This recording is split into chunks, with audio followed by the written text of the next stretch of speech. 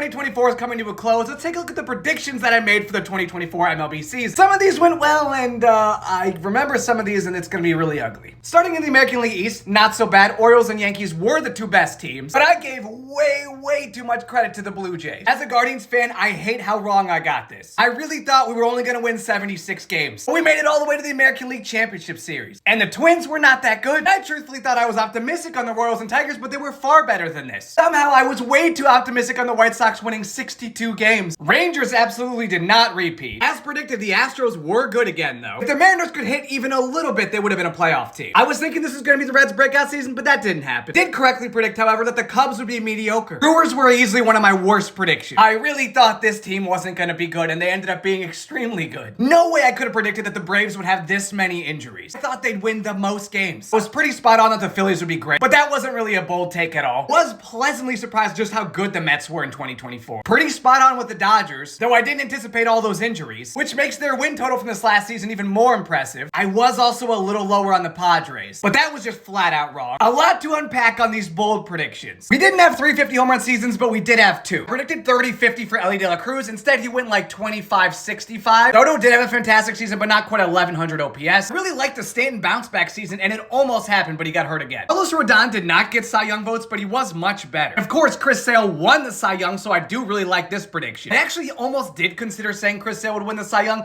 but I thought that was too bold. I'd have looked pretty smart. I'm not sure it was that bold, but I did say the Blue Jays would miss the playoffs. I was correct on that one. I said the Cardinals would basically be just as bad. They weren't great. I didn't get any of the American League Award winners right. But Soto and Burns were both close, so that's not terrible. If Carlos Correa would have stayed healthy, he may have won the comeback player. National League Award winners really don't look very good. I did, however, nail the World Series pick, except it was over the Yankees instead of the Orioles. Overall, not great. 2025 predictions coming soon.